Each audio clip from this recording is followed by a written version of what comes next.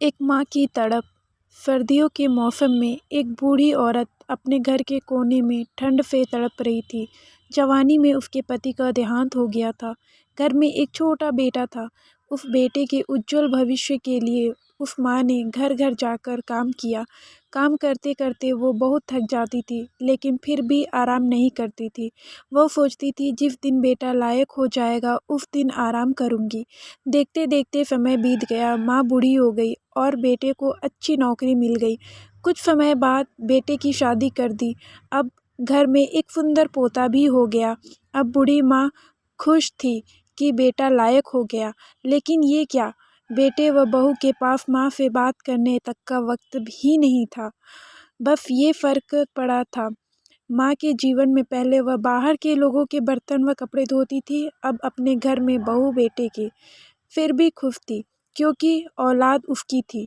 सर्दियों के मौसम में एक टूटी चारपाई पर बिल्कुल बाहर वाले कमरे में एक फटे से कंबल में सिमट कर माँ लेटी थी और सोच रही थी कि आज बेटे को कहूँगी मुझे बहुत ठंड लगती है, एक नया कंबल ला दे। शाम को बेटा घर आया तो माँ ने बोला, बेटा मैं बहुत बूढ़ी हो गई हूँ, शरीर में जान नहीं है, ठंड सहन नहीं होती, मुझे नया कंबल ला दे।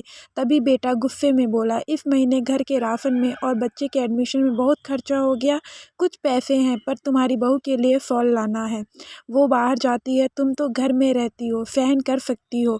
ये सर्दी निकाल लो, अगले साल ला दूंगा। बेटे की बात सुनकर माँ चुपचाप सिमट कर कंबल में सो गई। अगले सुबह देखा तो माँ इस दुनिया में नहीं रही। सब रिश्तेदार पड़ोसी एकत्रित हुए।